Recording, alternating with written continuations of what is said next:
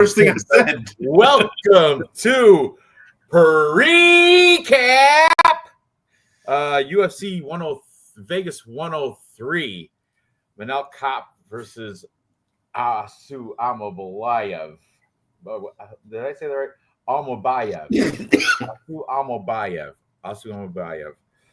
So, what's with the sash? What's with that accessory? You were just telling me. I wear it all the time.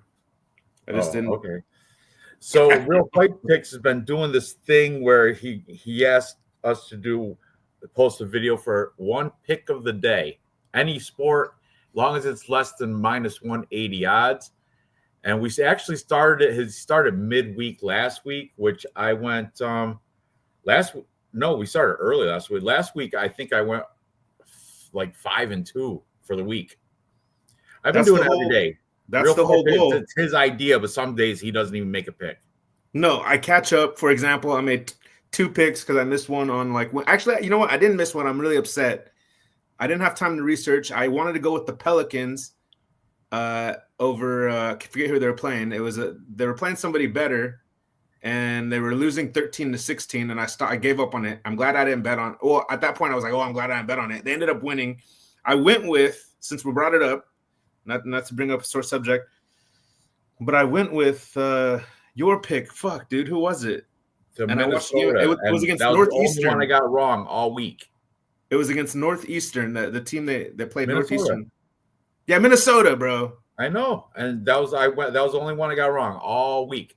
But this week, today, I picked Northeastern as my pick of the day to beat Iowa Hawkeyes. I think I haven't checked the score, but whatever. They're pretty good. It's fun. It's fun to do the one pick of the day. And this week I've only lost that one day. On Wednesday, I picked Minnesota, and they didn't. That was the only day I got it wrong. Anyway, back to this. This is there he is. But just full disclosure, I did get very last place last week in Tapology. I don't care. I'm man enough to admit it.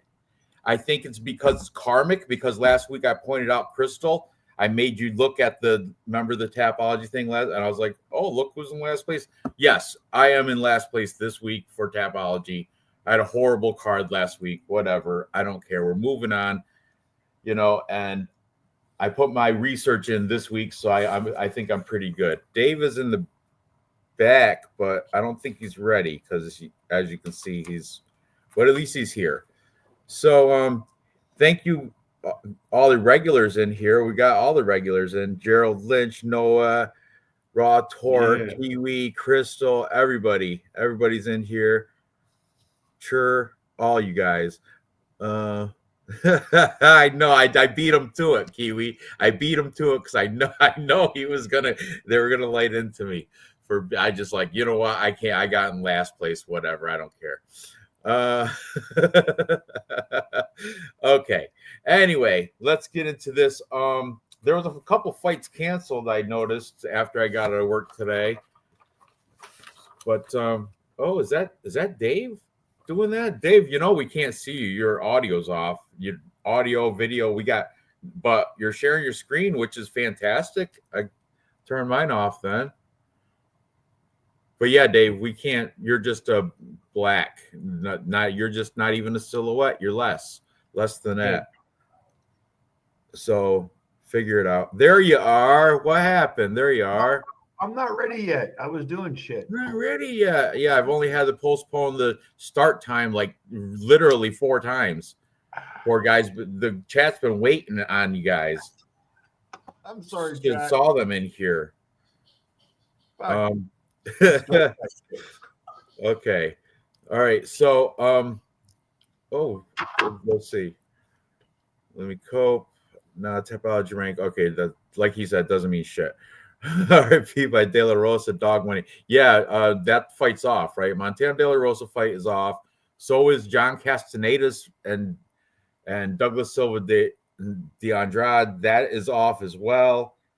Who else was it? I think hopefully those are the only 2 fights we lost. Was the Louisiana Carolina Montana De La Rosa? Yeah, I think so. But we did lose 2 fights off this. Off this 12 fight card? We're now 10 fights. Maybe I'll get a perfect card because I'm Only got to pick 10 of them right. All right, so Montana De La Rosa, Louisiana Carolina. That is, I think, postponed or something. And Douglas Silva de Andrade, John Castaneda. I didn't even know about that until I went to put up a DraftKings lineup today, so I don't know what happened there. Maybe somebody in the chat or one of you guys knows, but I have zero. I have no idea. So, right here. Yes. Douglas, that was a catch weight. I'm always in live, just not chat. Thank you, Mythical Owl. I appreciate you being in here. Now, what were you saying? What happened? It was a catch weight of 140 pounds. He weighed in. I think they both weighed in, but I seen Andrade, Douglas Silva Andrade weigh in, and he looked amazing like he always does. I saw on Tapology said the fight has been canceled. It was a 10-pack he had, but yeah, he says it was he didn't clear medicals. He's 39, so who knows what happened. He probably had a bad weight cut or something. He's already chiseled. He can't even afford to lose any weight. Okay, Danny Silva. Yes. All right, Castaneda deported. Maybe. You know what? I was going to pick a dog pick on that anyway. Anyway, whatever. So let's get into this. Dave, you ready now? You got your stuff set up so I can take mine off? All right, I'm going to go get a brew real quick, all right? I'll be right back. It'll take me 10 seconds.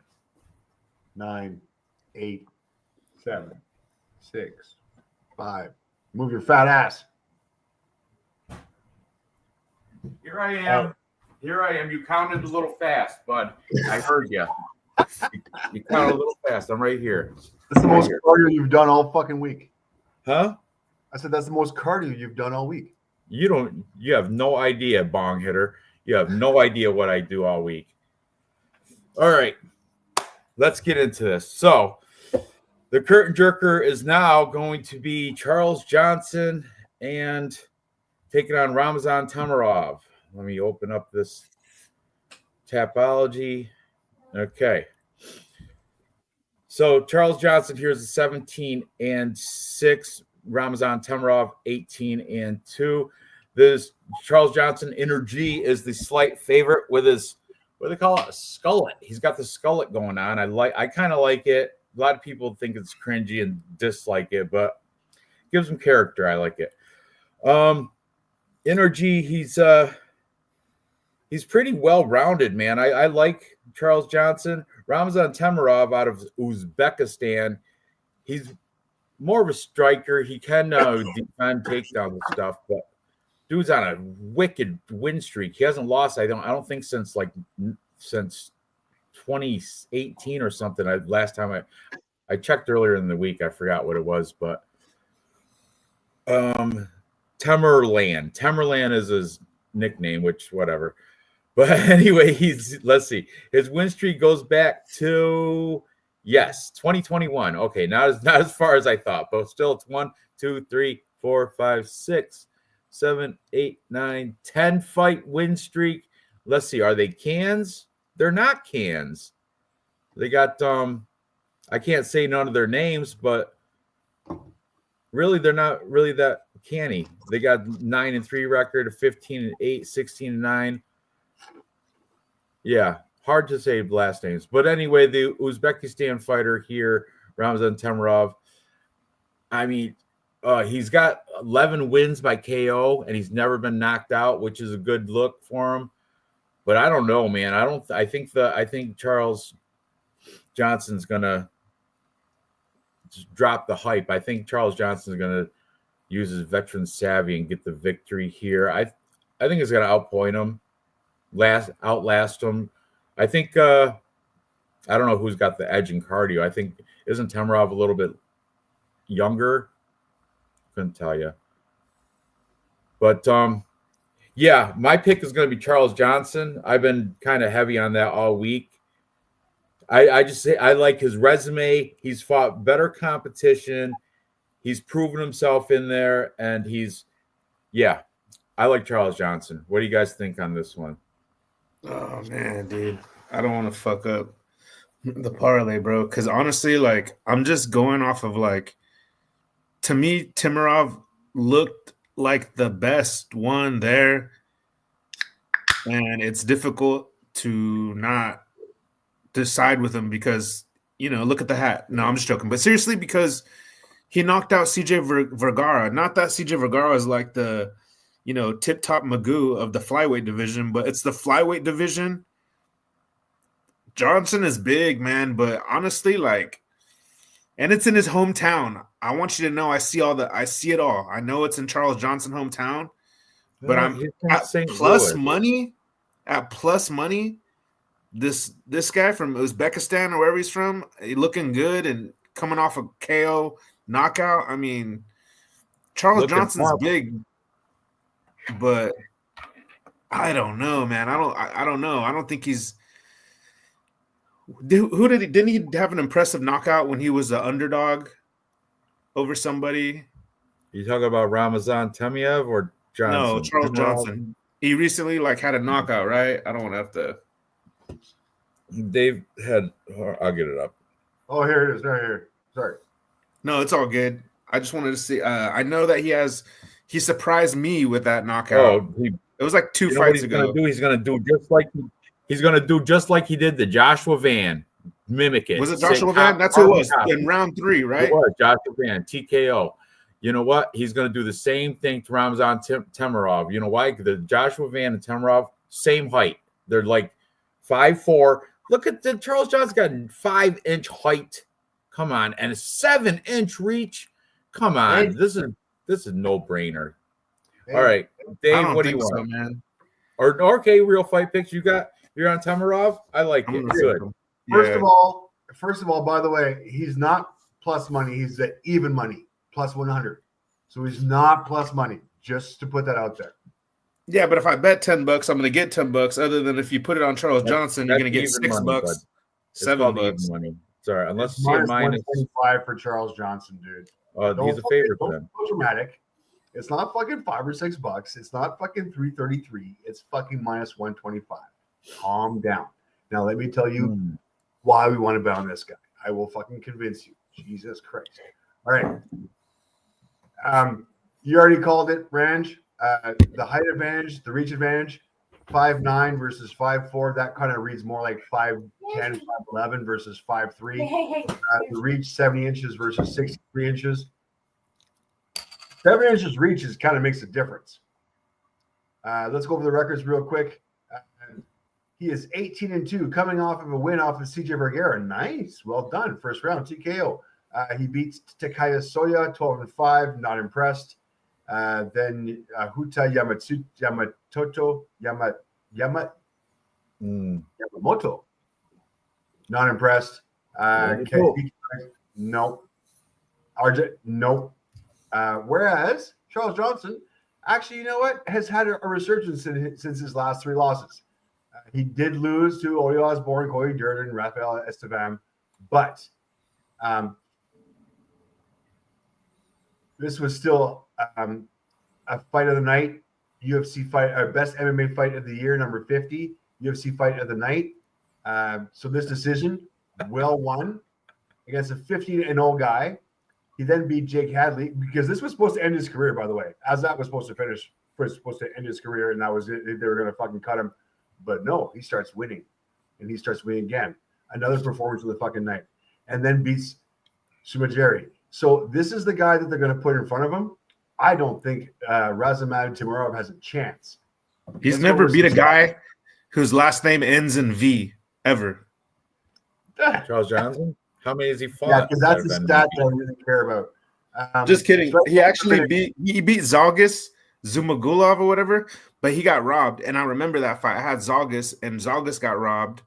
And this guy, Zalgis is short, and I feel like this guy's better than him. So this is honestly, it probably is a 50-50 fight. I think it's 50-50. Not to cut you. I'm sorry to cut you off, Dave. I don't think so. 50-50 fight, though. Ramazan Temirov, I don't think's fought anyone as gangsta as Charles Johnson in a G. St. Louis represents Skullet crew. Come on. That's Charles Johnson. Bet the house.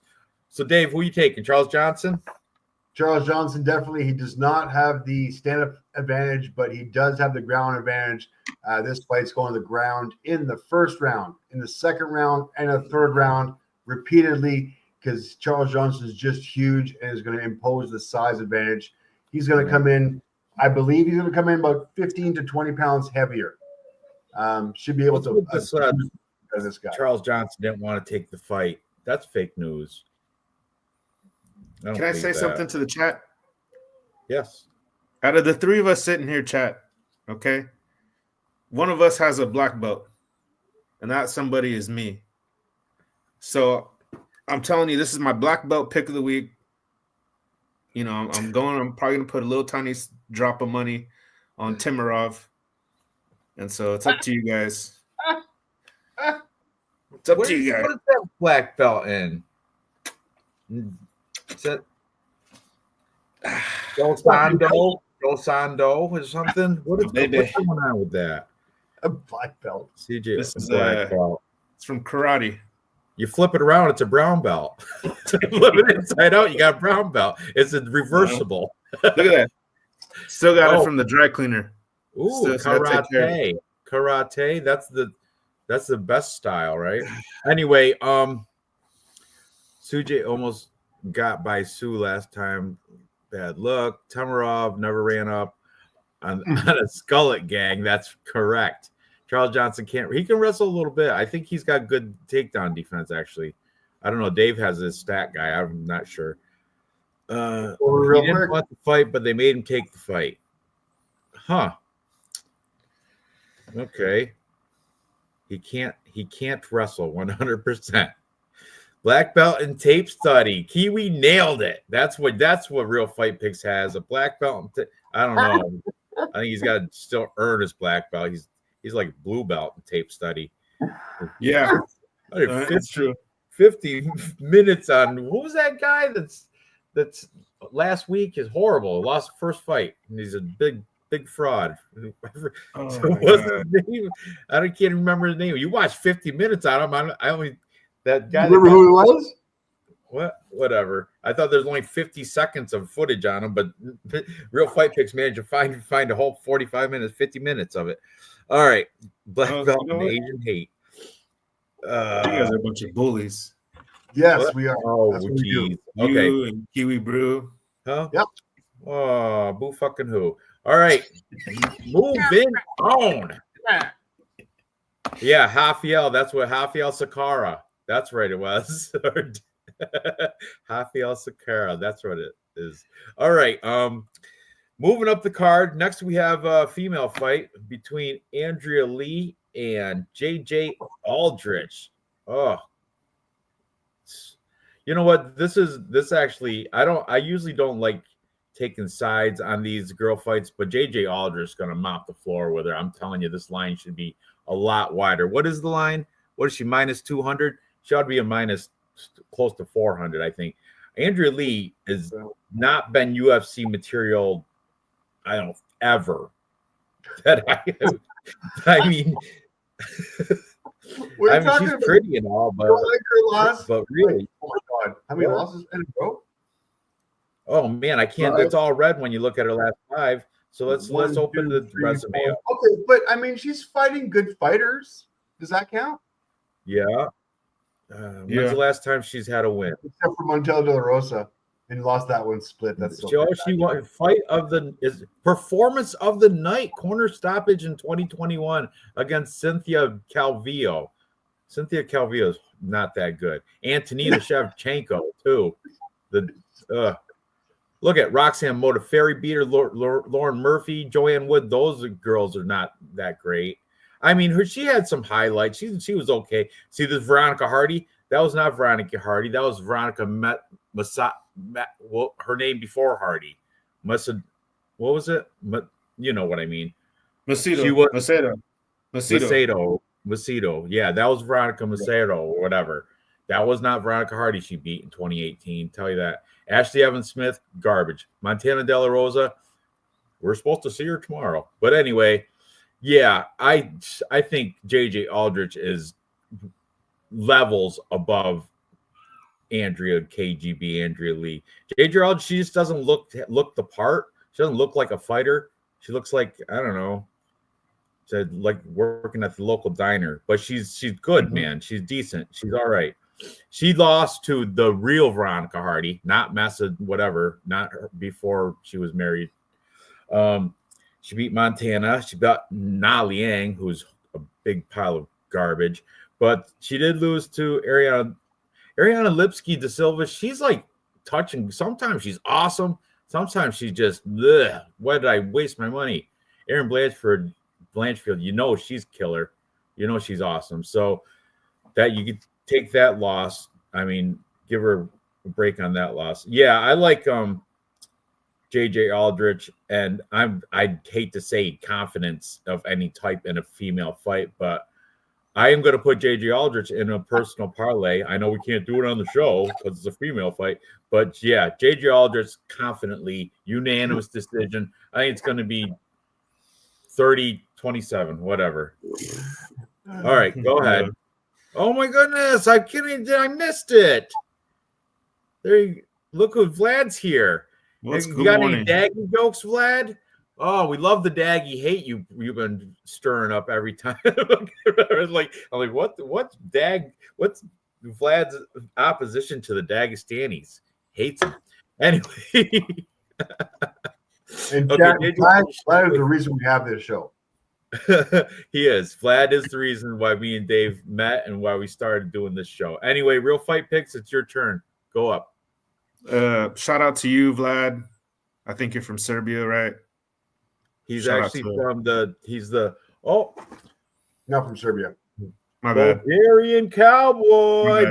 This is handwritten and mailed from Bulgaria to my daughter. It is a coin purse from Vlad.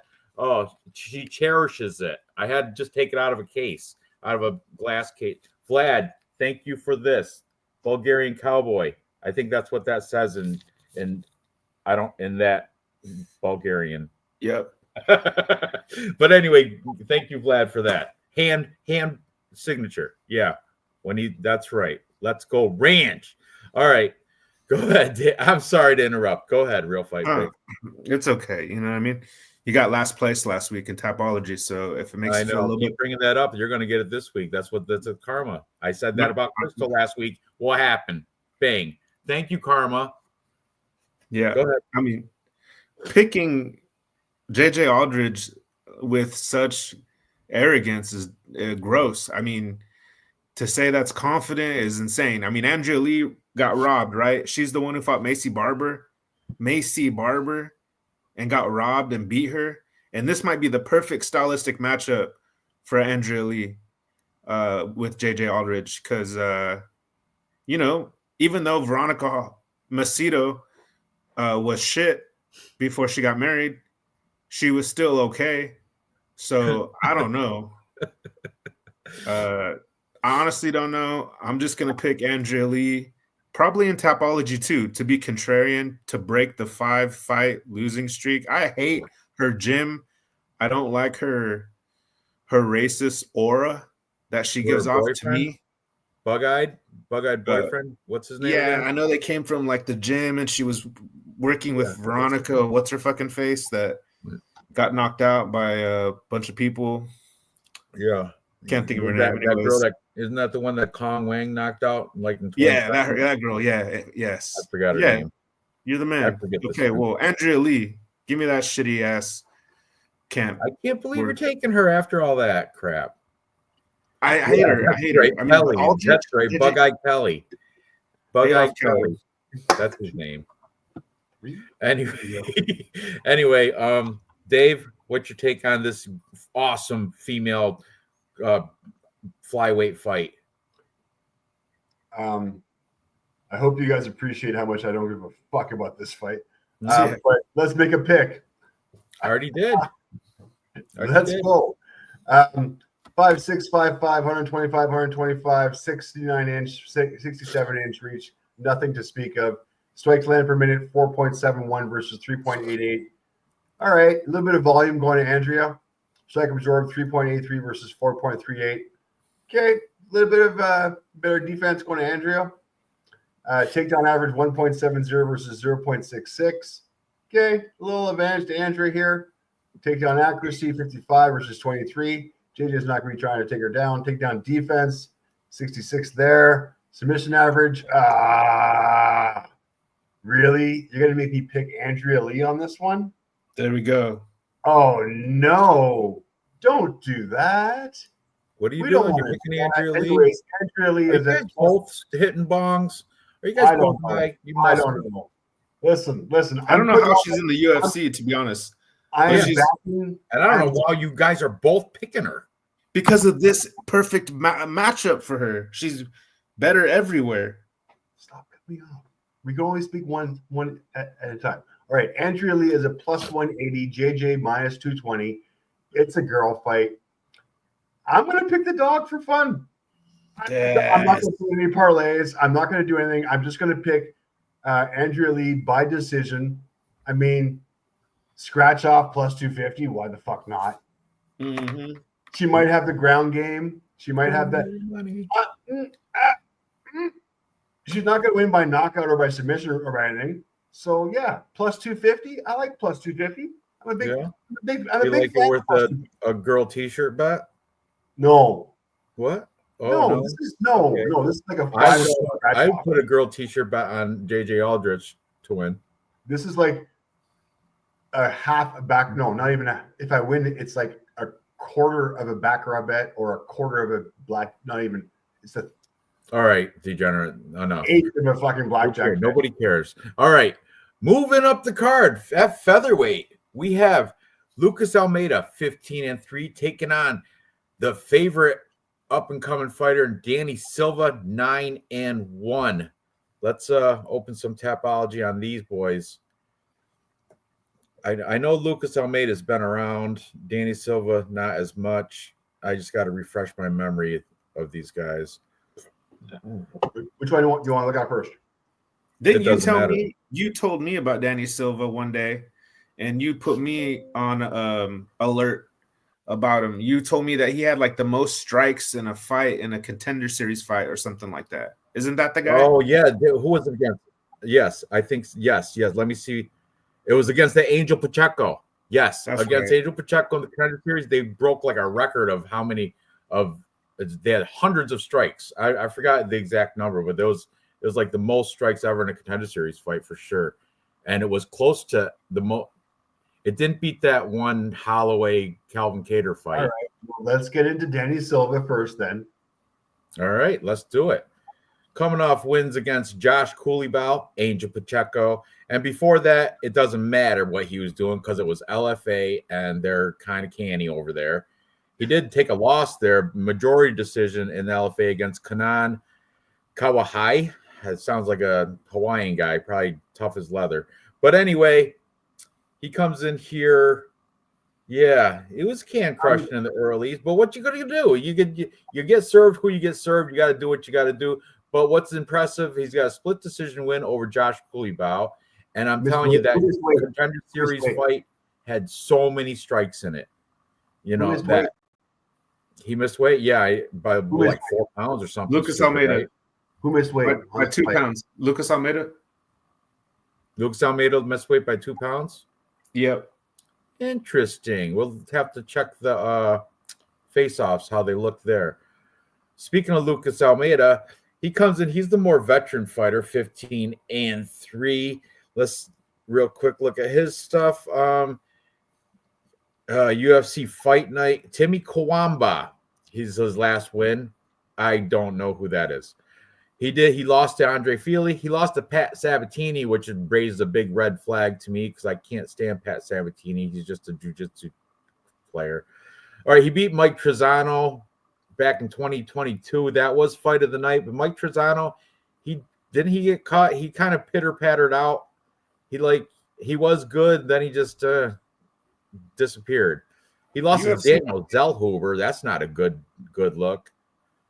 But overall, then he was in Jungle Fights, which is decent. It's actually Jungle Fights is a decent regional scene in Brazil.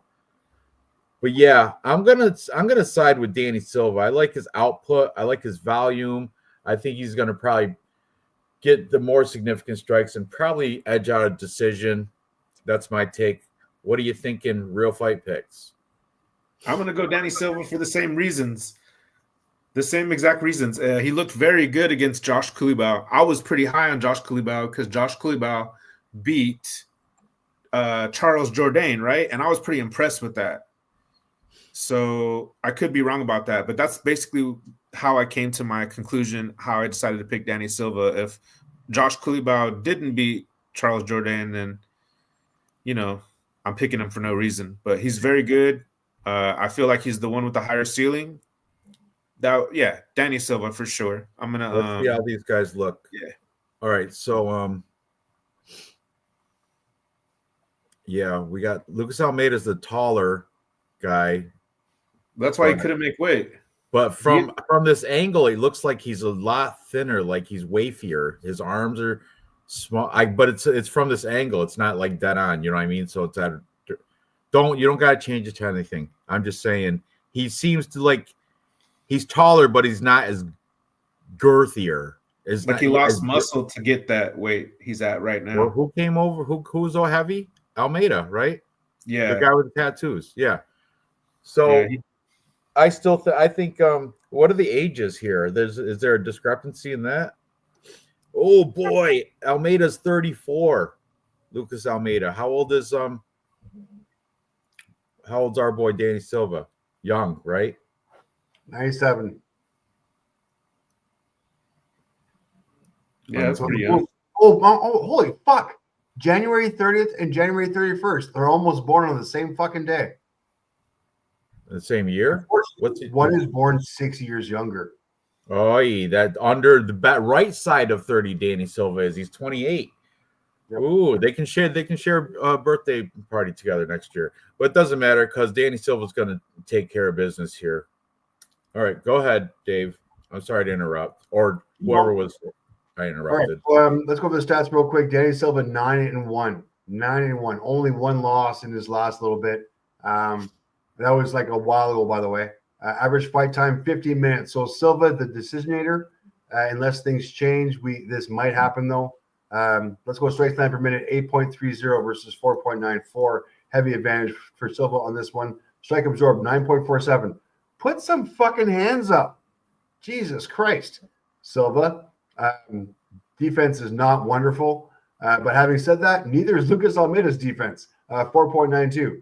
So even striking ratio, slightly negative striking ratio for Silva. Having said that, takedown average 3.00 versus 0. Takedown accuracy 50% versus 0. Takedown defense 100 versus 50. I think this is a pretty easy call. I don't want to be too cocky here, but I like Silva on all accounts here. I do like Silva by decision because he hasn't finished very many people yet. And I don't think he wants to lose this fight. I think he's going to play it safe. Lucas Almeida is the bigger guy, the older guy, though. So I like Danny Silva by decision. If you want to prop bet this one, if you don't like the minus 225, which is a little bit kind of sketchy, but I will put him in a parlay. So Danny Silva in a parlay and minus 225 on a prop bet plus 200. That's what I got. I have Danny Silva's what's it called? His Instagram up real, and I just noticed. Let me share this. I'll share it quick. So this was posted 22 hours ago. Okay, 22 hours ago, and he is working out with. It looks like that's Dan Argueta, Dan the Determined, Dan Argueta right there, and this is Rafa Garcia right there. And this coach, I forget his name, but he's got like a name about it. Like he's known throughout. Anthony Gonzalez, maybe that's not the guy I'm thinking of, but I thought it was. But anyway, what I'm saying is, I think, I think he's ready for this Danny Silva. This is a day, 22 hours ago, still getting it in. That's what I'd like to see. I didn't check on Lucas Almeida's, but I'll bet you it's not. Yeah. I bet you he's not as active. And I'm going to go with Danny Silva here. All right. Okay. Stop sharing. Go ahead. So I never did before Real Fight Picks disappeared, did he give a pick? I think he did. Danny Silva, for the same reasons as me, because his volume of striking. That's the key component here. I think his ground game is some key, but I'll agree regardless. What is he on Bet365? He's at minus 225. Hold on, I'll share it since you're not. What is it? I am sharing it. What the hell? Now go ahead. Off. I didn't go ahead. Minus what? You fucking what time? What is it? Korean fucking minus what? Just minus 225 to plus 187 for Danny Silva. Oh, that line moved then. This earlier is going in the week. It was a lot closer. It was Danny Silva was like minus 180, or this was earlier in the week. Okay, that's all right. Moving on. Next, we would have had prop bet Silva at plus 200 on the decision. Please. No, save your money and don't do that. He will win by decision, but save your money on that. That's too close. Come on, that's not like you're better off betting JJ Aldrich by decision. Anyway, so Silva's going to finish, right? Silva, but by finish, but you don't have to put a prop. Just put it on the money line. Just take it at minus 190. Stop being greedy. That's why you keep losing. All right. Moving up the card, we were supposed to have Douglas Silva de Andrade and John Castaneda, but somebody had a bad weight cut. Somebody didn't get medically cleared. I forget which. I think it's Silva de Andrade because he's old. That's what I heard, but that fight's been dropped off. So, skewed by age. Yeah, unmedically cleared by age because he was too damn old.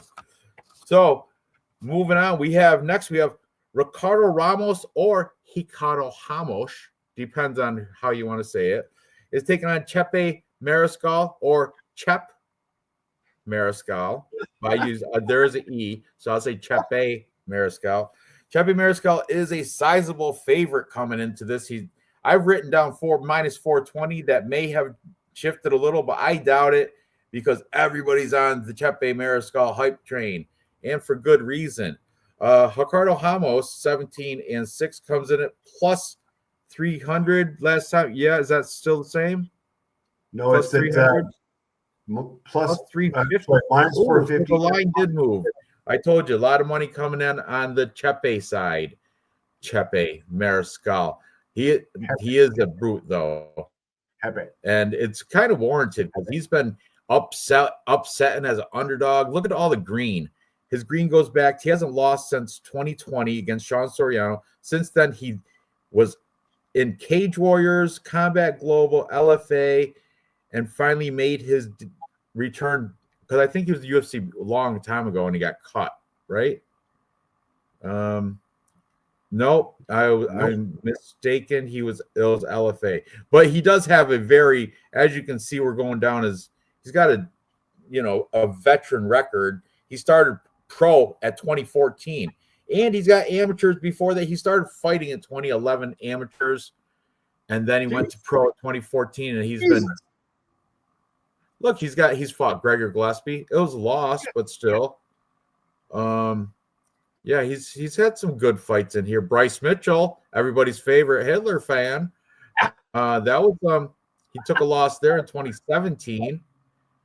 He beat Pat Sabatini. There you go. That was in victory, whatever. That was 2018. He beat Youssef Zalal. I'm saying this guy, but let's just talk about the now. Let's talk about recently, since he hasn't lost. 2022. Okay, 6-4 guy, 12-8 guy, 18-9 guy, and here comes the UFC. Trevor Peek took care of him, unanimous decision. Jack Jenkins took care of him. I think, Jack Jenkins broke his arm. Morgan Charrier, that's that French kickboxing guy, took care of him. Split decision, it was fight of the night. It could have went either way, honest to God. Damon Jackson unanimous decision. I lost money on Damon or that night because I did pick Damon Jackson, but now I think I'm going to side with the hype train and go with Chepe Mariscal to beat Ricardo Ramos. There is an argument for Ricardo Ramos though, and one of them is this might be a trap because everybody's going Chepe Mariscal, so this might be a Vegas trap. Bookies don't lose, man, and I don't know anybody, not nobody, that said anything good about Ricardo Ramos, and he's a legit fighter. So I'm not investing a lot of money in this fight, but my Tapology pick will be Chepe Mariscal. Dave, what do you think? Oh shit! I should have gone over some. Okay, I apologize. Okay, let's go over some real quick. I don't know. I guess the Lou real fight picks must, or yeah, I don't know what happened to him. He must have had to go do something. You got bullied by the chat. See, chat bullying never gets you anywhere. Yeah. Bullies. We're all bullies. Okay. How do you feel? Oh man, Ricardo Ramos. But still, I mean, when it comes to phone booth inside boxing, the longer guys got the disadvantage because the tighter, shorter, tighter. If he gets into the phone booth, but if Ricardo Ramos can keep him away with long jabs and straight leg kicks, that'll be a problem. That's what I'm saying. This might be a trap line. It's a trap. Just saying. Chepe, let's go. What? So this is kind of what I see here. Ricardo Ramos, striking number at 3.03 versus 4.75, a little bit of advantage to Chepe. Negative striking ratio for Ramos, striking absorb 3.85 versus 3.24 for Chepe. A little bit of advantage there.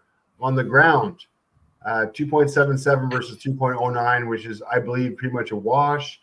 Takedown accuracy 61 versus 39. Advantage there to Ramos. Takedown defense the same. A little bit more submission average for Ramos here. I don't see this much. Okay, I agree Chepe should be the favorite here. But by minus 450? I know. It's too much. He's gonna shit in somebody. You know, if Ricardo Ramos comes with a flying back fist or something, and he does do some of that spinny stuff, it's gonna mess up everybody's parlay, right, Dave? Yeah, but this is the whole thing: is that they both have ground game.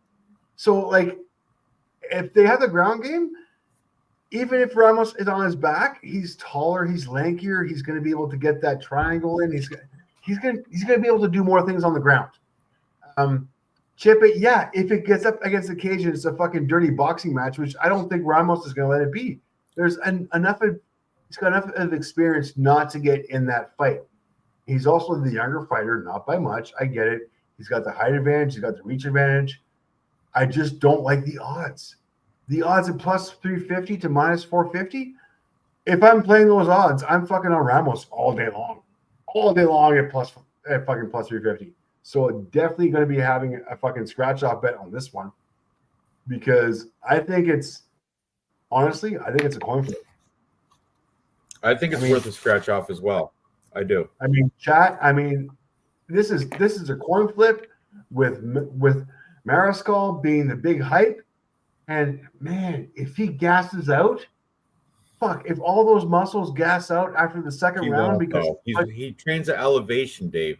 He trains he trains in Colorado at Team Elevation. He's not going to gas out. Just he might get caught with a spinning elbow or fist from this. I'm telling you, I sense trap line. Real Fight Picks, welcome back. You all right? Did you drop a deuce or something? You feel better? Your belly better? I feel better now. Bubble guts? Yeah, all my holes, everywhere. Yeah. All that Jameson and cocaine you do. Anyway, what are you thinking about this fight? Ricardo Ramos and Chepe Mariscal. I think it might be a trap line. Yeah, honestly, I feel the same way. I like Chepe. I know he's a tough dude, and I know in some fights he looks unstoppable. But I'm not sold. I'm not sold yet. And Ramos definitely has to have the experience advantage as far as it being in the UFC. I think that's right. I think he's probably fought the tougher strength of schedule. I'm gonna just go with I'm staying away from this fight unless I bet the dog for funsies. But I am actually gonna probably pick Ramos to be in my Tapology. I'll probably regret Ooh. this.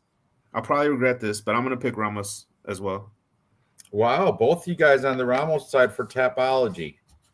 But that's understood. I'm going to put a scratch off on Ramos. Dave just talked me into it, but Tapology, my pick is going to stick with Chepe Mariscal. I got to reclaim that number one spot from. So is mine, by the way. I'm not picking him on my Tapology. On my Tapology, I'm picking Chepe. Oh, okay. But I'm betting the same. Yeah, same me. I'm picking Chepe, but I'm going to throw a scratch off at Ricardo Ramos because of the trap line. All right, let's move on. Now we have the main or the feature fight of the prelims. We have former Jacksonville Jaguar, and I think he went to Florida State, Austin Lane. I think he was a D end or something. He did play for Jacksonville for a hot minute, maybe. I don't know. One or two seasons or something like that. He comes in with a record of 13-5, but he's taking on newcomer, undefeated Mario Pinto. And what does that flag say? What is that? Portugal? Where's he from?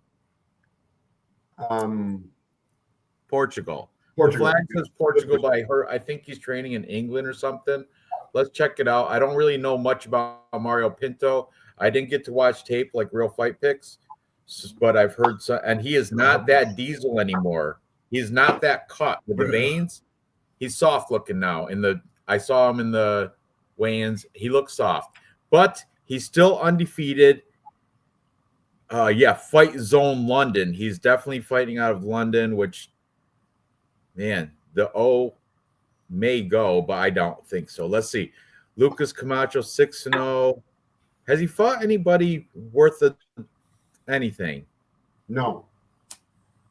All these guys are like hot dog contest winners. Lucas Camacho is the best guy he's fought, I think, and that was in the Contender Series.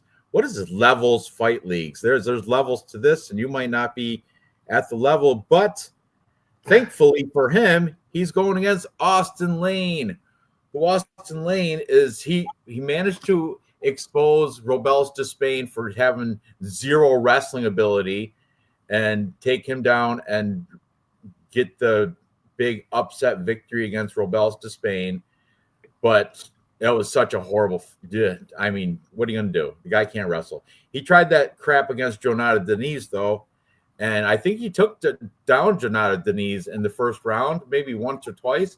But then round two, after he's all gassed out because it's Austin Lane, big old heavyweight, Denise came back, got caught him with the left hook, and took care of business. Similar thing happened. Well, no, Justin Tava just took care of business. And the thing is, Mario Pinto is how many years younger? He's like the youngest heavyweight right now. He's like 26 years old. So who's going to have better cardio in round two? The former football player, and football players don't translate well to MMA. Look at Greg Hardy. Eric Anders probably the best one that transferred over from football, and Eric Anders is nothing great to write home about. So I think Mario Pinto, once again, I'm not confident because I haven't watched tape, but Mario Pinto should get this done. I'm more fading Austin Lane than picking Mario Pinto. But that's my pick. What do you think? Real Fight Picks. I mean, bro, I don't care. Let's throw out the most important aspect of capping. And it's looking at.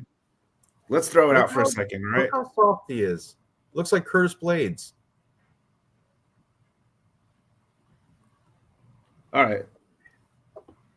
Let's throw out the most important aspect, and that is styles. So if you got an amazing D1 wrestler against somebody with zero wrestling, you pick the D1 wrestler. Now, I don't know too much about Pinto, but I heard this theory out there being used as a reason to fade Austin Lane. And it was that, good win against Robelus Despain, who's an amazing striker, better than Lane.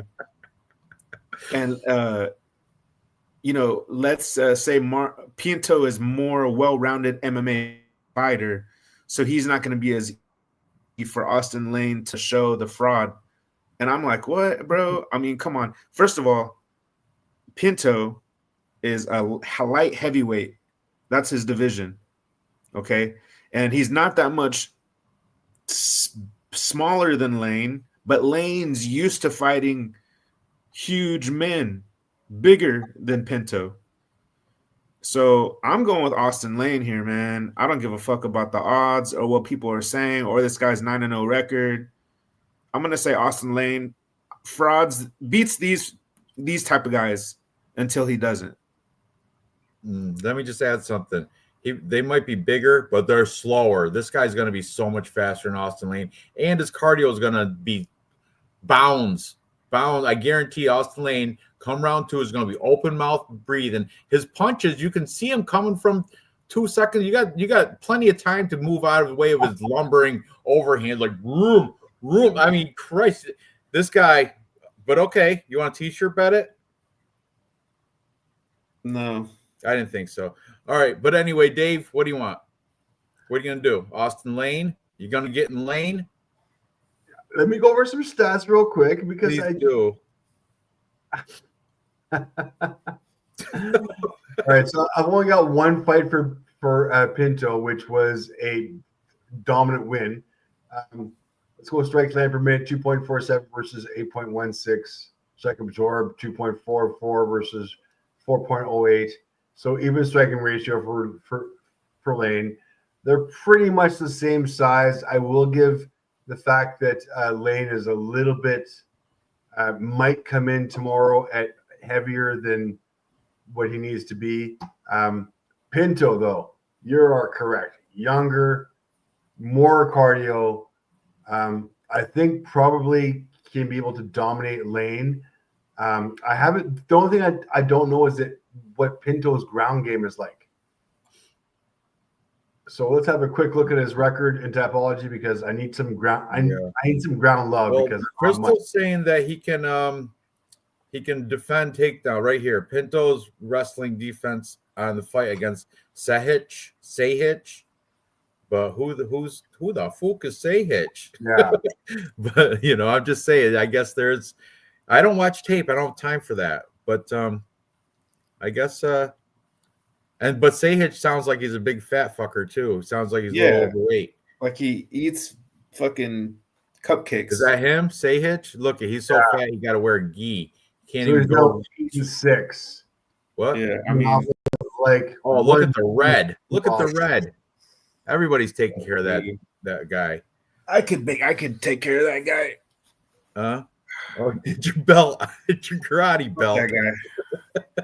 Let's go, Lane. Yes, Sensei. Let's go, Lane. Oh, okay. So not fat. He's buff. All right. Yeah. There. Thank you, Gerald. That's what I've been trying to say in a roundabout way. I know the way it's written. Is heavyweight. It doesn't matter how old you are. Yeah, funny. It really does, though. When it's 10 years age difference, it does matter. All right. So, who? You're sticking with Austin Lane, real fight, bro? What if it was John Jones, bro? I mean, would it really matter? I'm sticking with Austin Lane, bro. All right. Okay. Good on you. John Jones Lane. Moving up is definitely not John Jones. Austin Lane's more like Greg Hardy. What if it was Greg Hardy? Would you still pick him? Hell no. What? I think Greg Hardy beat the pants off Austin Lane. Tell you that. Dallas Cowboys beat the pants off the Jacksonville Jaguars too. Anyway, moving up, we've got 9-0 Danny Barlow taking on 12-2-1 Sam Patterson. I really want to lean Sam Patterson. I just don't like that. I'm going to be honest with you. I don't like that he's a British fighter because British fighters. No, I'm not being not in a racist way. I'm saying because they don't emphasize on their wrestling, and that's the only way. That's the only route to beat Danny Barlow is on the ground. They drink tea by and his position, and it's not European hate or British hate or anything like that. I don't give a shit about that. I'm just saying Like Great Britain does not submit wrestlers in the Olympics. Why? Because they don't wrestle over there. They box. Who's the best wrestler? Mike Grundy. He got cut ages ago. I don't know who else can wrestle over there. You know, Aspinall, but he's not. No, he's a striker first, and he goes wrestling only by defense. Who's Jake Hadley, White Kong? I mean, who's their best wrestler coming out of England? You don't know many, right? So this guy, Team Crossface, you'd think Team Crossface, you'd know how to wrestle. But Team Crossface is in Walford, England. Hello, mate. We can't wrestle over here. They can box, but they can't wrestle. So, and that unfortunately, that's Sam Patterson's only path to victory, I think, because Danny Barlow is going to piece him up, I do believe. Danny Barlow is the striker. Let's look at left hand to God. And boy, that left hand does hold a lot of power into it. Let's check out his undefeated resume. Make sure he's not taking care of just cans. Okay, so most recently he beat Nikolay Varentenikov 12-4. Missed weight for that one. Somebody did. And that was a split decision, so that's there. He beat Josh Quinlan, but you know what? Josh Quinlan, not good. Josh Quinlan's not. He was good when he took steroids. No, that was it. Fights. Huh?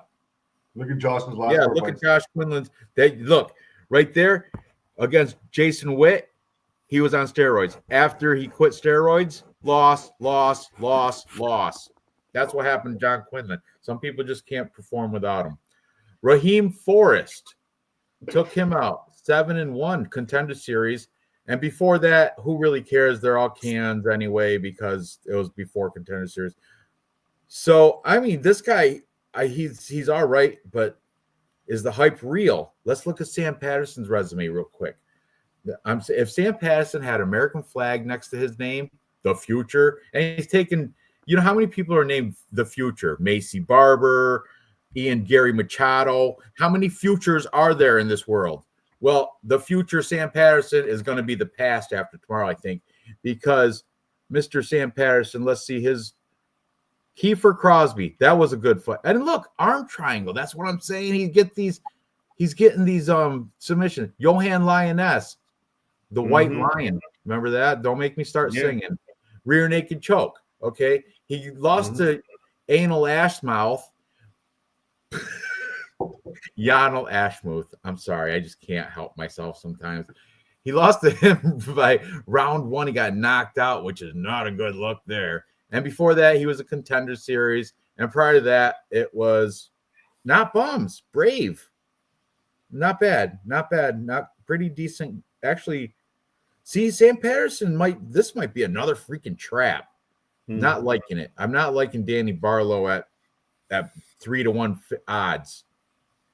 I mean, man, I don't know. Talk me into. I'm leaning Danny Barlow, but I really want to pick Sam Patterson by submission because I'm looking now at and he's getting submissions. I just don't like that. You know, their grappling and wrestling in Great Britain isn't top tier.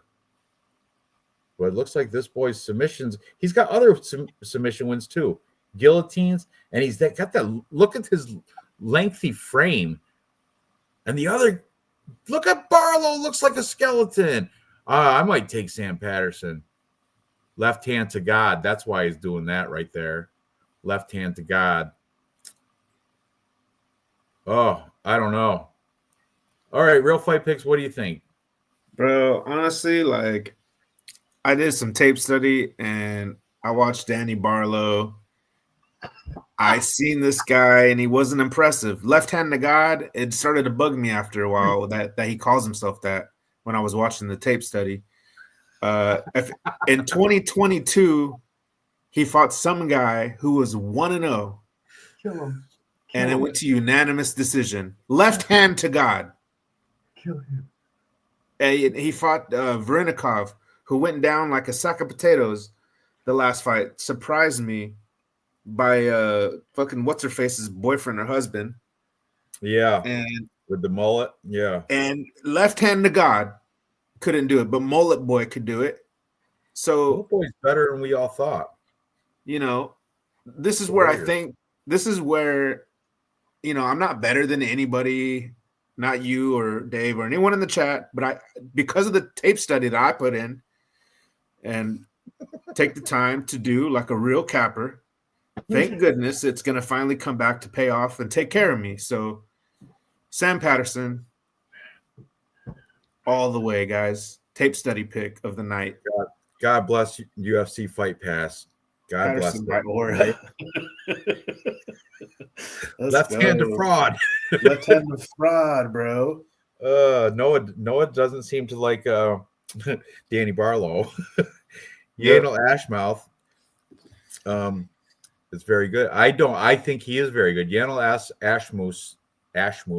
It's just I like to mess with his name because it sounds like anal ass mouth. But Yanel Ashmoose is very good. He is very good. Like I think he can be a contender. He's only lost once too. Yanel. They're equally lengthy. Yeah, but you know what? Danny Barlow, when he walked in, he looked like smaller in the front. Go back to when he's walking. Yeah, he's got that Basharat look to him, like skinny. It looked like Patterson came on. I'm like, okay, he looks pretty. All right, he looks good. Looks, small, lengthy, looking kind of like Bo Nickel, healthy. And then here comes just a scrawny, tall glass water. Looks like he ought to be playing small forward or something for. Anyway, I don't know. Don't get me going. I think I'm gonna pick an upset here. Something left-handed fraud. Noah Allen got me on that now. Left-handed fraud. I'm gonna call him that during the fights tomorrow when I yell at the TV.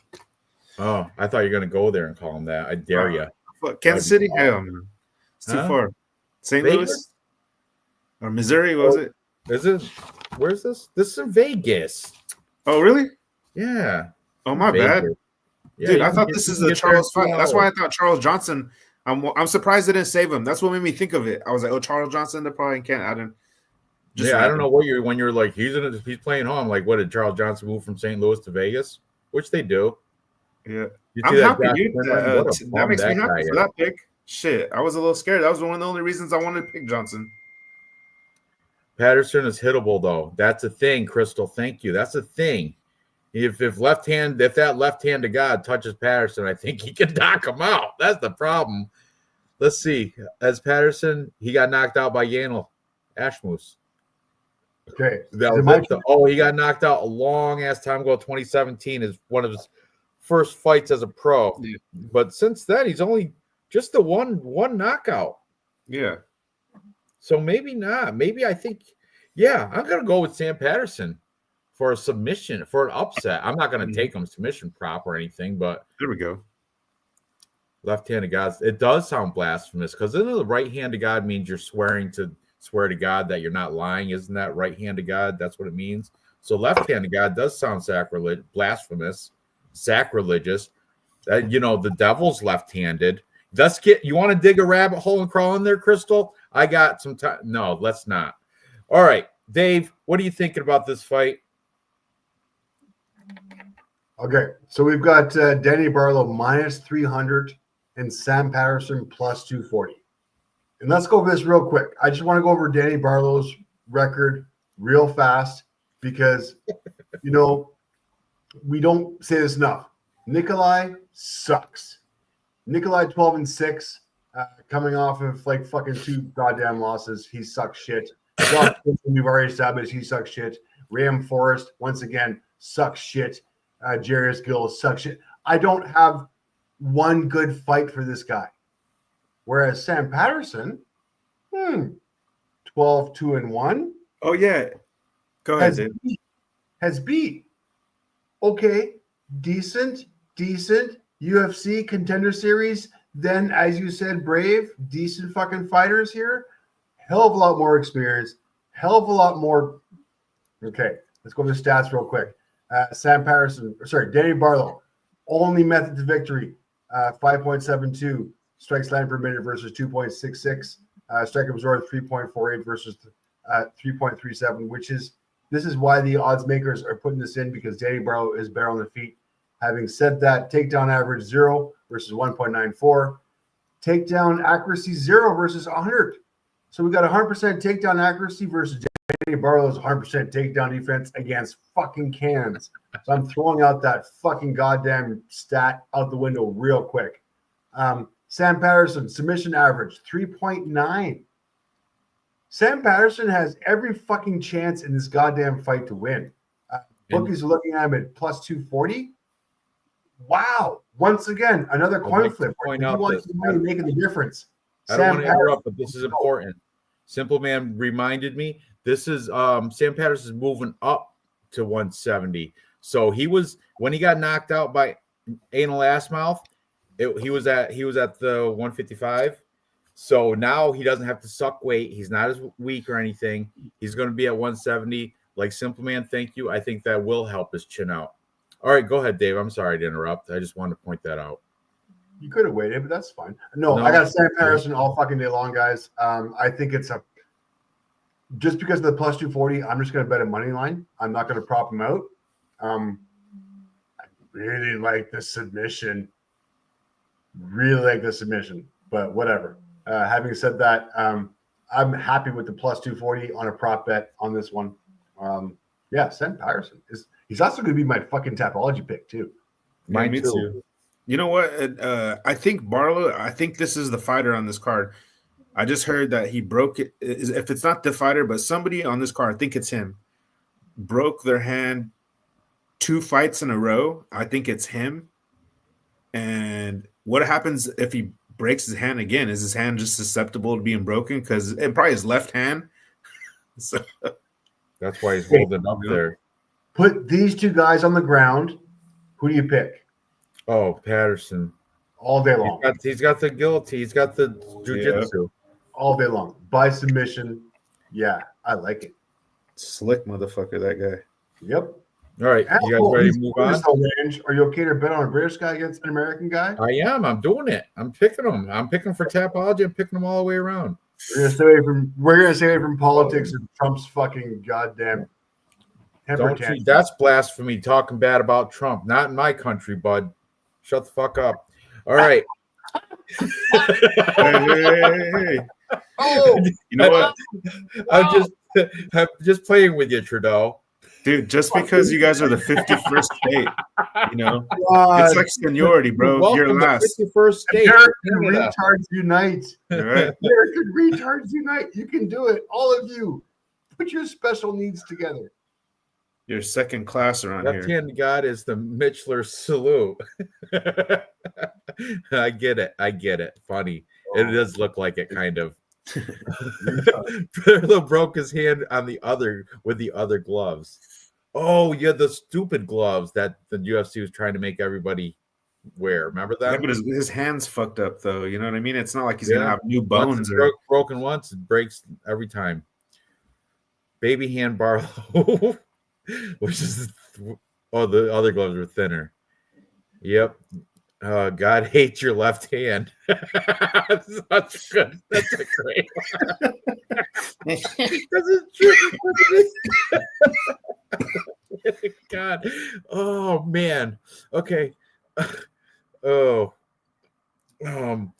betting. I think Barlow wins, but I think Patterson has enough chances. I don't want to play it. Yeah. Okay. So we're all on the side of the underdog there. That's good. Let's move on to the next fight. Scary. Huh? Scary, but yeah. Okay. Yeah, look at those two. It's like drafts facing off long necks. All right. Moving on. Next we have the French kickboxing guy, William Gomis. He is a kickboxer, right? Taking on Haider Emil, undefeated. Man, and you know what? Haider Emil was my 4th pick for my unranked contender contest. Good pick. It was, but now I don't know. I don't know, man. I think William Gomis, it's a bad matchup. I think William Gomis is going to out-tech him and get more volume. Haider Emil's he's a little dynamite. He's he comes in very aggressive and everything. Have we seen him past first round? Okay, let's pull up his resume. Let's pull up his fight history and let's see. Does he he's made it to a decision a few times, but look, round 1, round 2. Oh man. Round 2 split. Round 2. Okay, so he did a split decision. But yeah, I'm the thing is, I think William Gomi is more. He's gonna, if he can last and not get knocked out, which he should. He's got the height and reach, and he's got this. If you look at Gomi's resume, he's got a knockout by body kick, which and everything else a decision. But he has that one knockout by body kick, and I think it's because he's using his kick to keep space, and that's what he has to do against Hyder Emil. Hyder Emil is going to want to get in that phone booth because he's short and smaller, and he's aggressive, kind of like, one of those Tasmanian devil type, and just come at you. But Gomi with that, check his resume real quick for William Gomi, Guillaume. And look at Joey Anderson Brito. What a good win that is. That's such a good win. But where was it? I saw earlier. Body kick. Yanis Gamori, body kick in round 3. But you know what? I like that. I know he's got all these decisions, a decisionator, pretty much. He does a ground and pounds. And look at that guy's name. Baba Bunju Najjombi. Sounds like a Indian spam caller. Anyway, this William Gomi, I like his height. I think he's going to use his length and keep Hyder Emil at a distance, survive, and win a decision after point winning every round. What do you guys think about this one? I don't want to act. You're the best, man. Kiwi. Thank you, Kiwi. Oh, look at Real Fight Picks. That's for you. I'll give you the $6 it turns out to be after YouTube takes their part. But that's thank you, Kiwi. I appreciate it. And so does Real Fight Picks.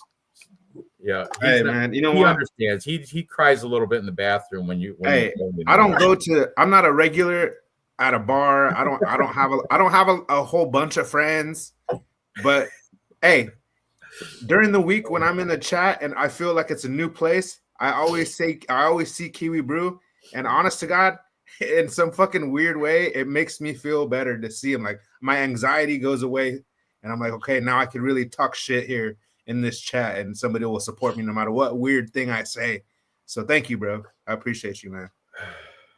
That body kick TKO was a fluke, Crystal saying, for William Gomi against Yanis Gamori. I don't know. Gomi by nut shot into sub. Oh, that's a good pick. Noah. Gomi sub is +2. He's not gonna get a sub. I really don't see that happening. Dumar tape TKO was in France. Ref did a bad call. Oh, oui. I'm sorry. That's that. I don't watch tape. That's Real Fight Picks. Dave's the stat guy. Real Fight Picks is the tape guy.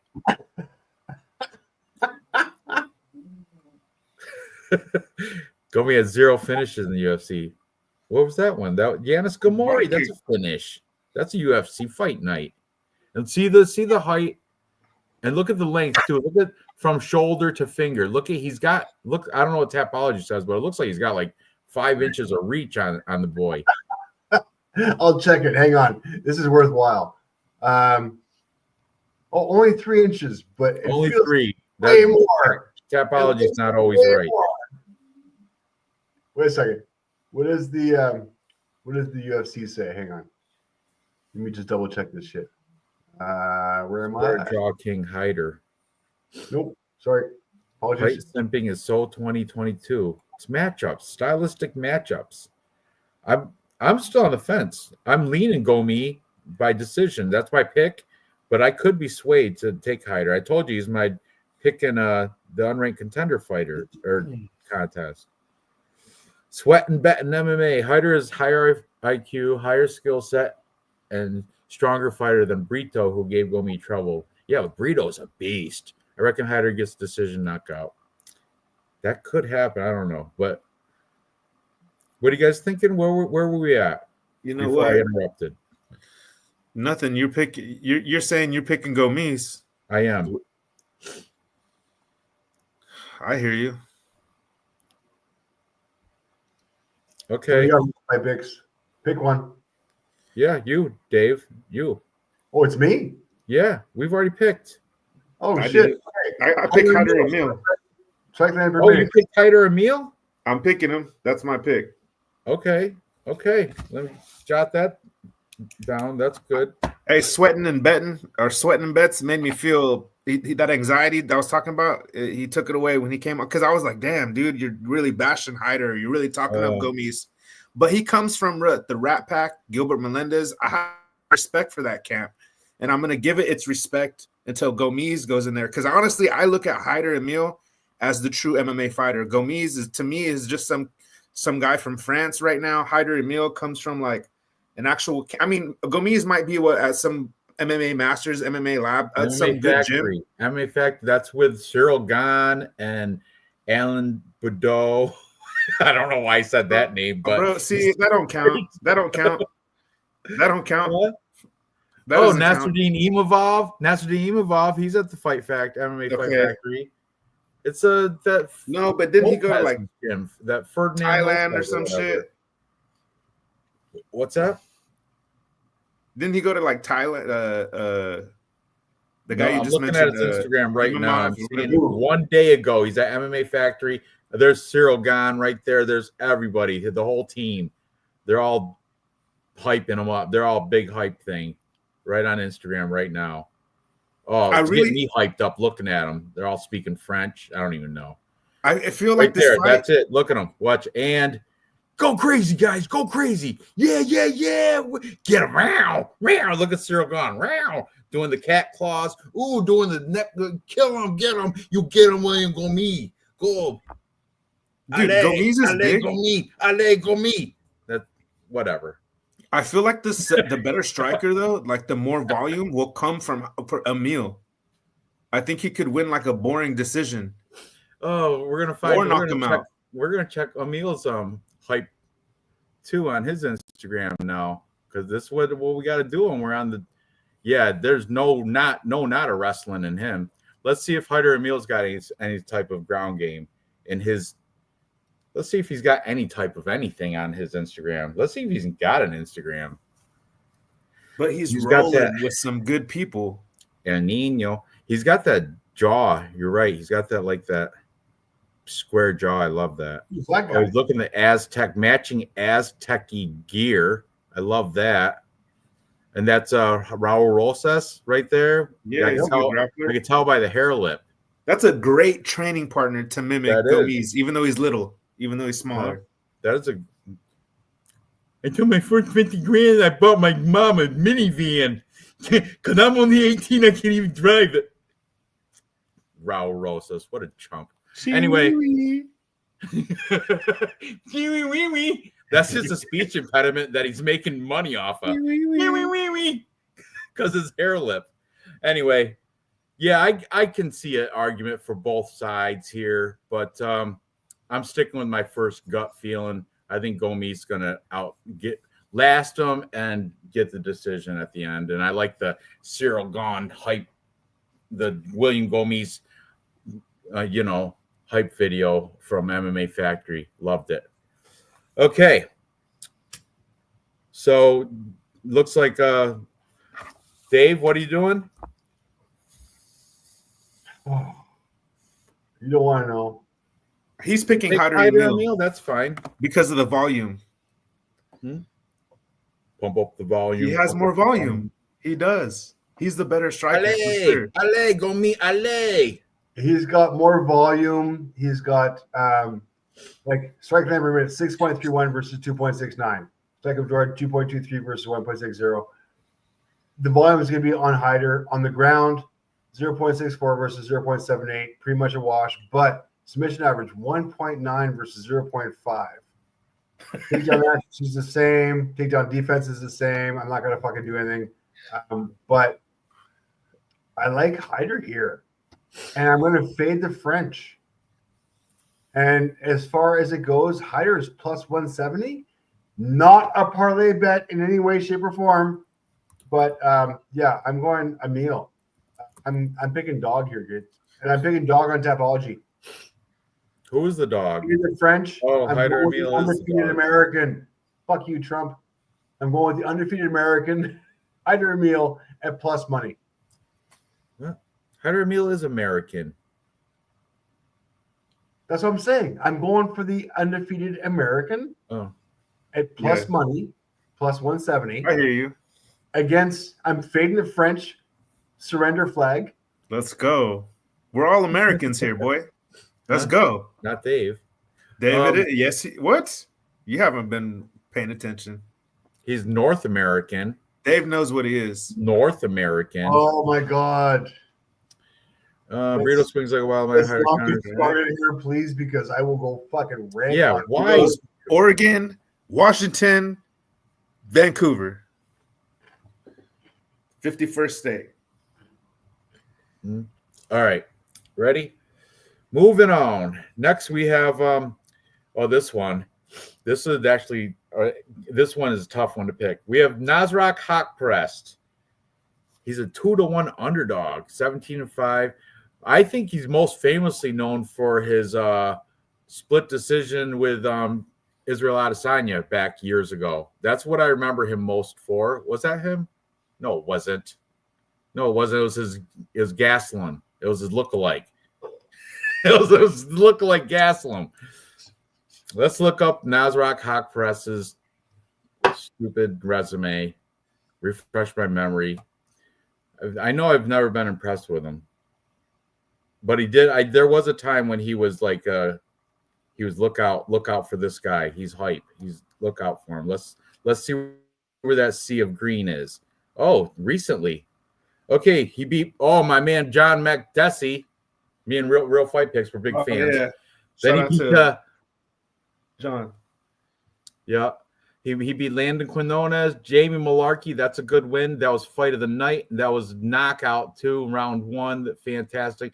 He went split decision victory over Jared Gordon. Before that, he's lost to King Bobby Green, Dan Hooker, Drew Dober. I mean, he's got some good wins in here, but he's no Kelvin Gastelum. I'm just playing, but yeah, he's taking on Esteban Ribovics.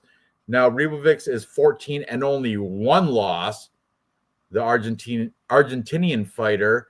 What's his 1 loss? When was that? That was against Loic Radzivov back in 2023. Lost by unanimous decision. But since then, he's done very well, beating Daniel Zellhuber, Terrence McKinney by a head kick in 37 seconds, round 1. That is fantastic. Camuela Kirk, nothing great about that. And before that, he was Contender Series. And so if you want to take the knowledge, veteran savvy, experience, you want to go Nasrat Haqparast. But now are you going to take the cardio and the who's going to have the advantages striking on the ground? I think actually Nasrat Haqparast might be a little bit faster than Esteban Ribovics, but I think Ribovics might have more.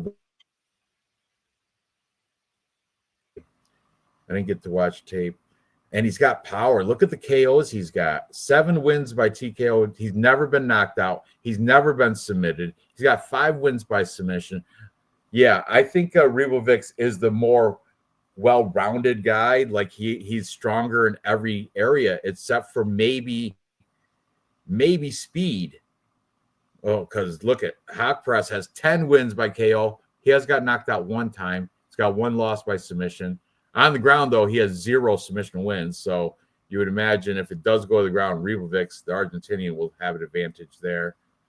Yeah, I'm going to go Esteban Ribovics, but don't count out Nasrat Haqparast, little rat.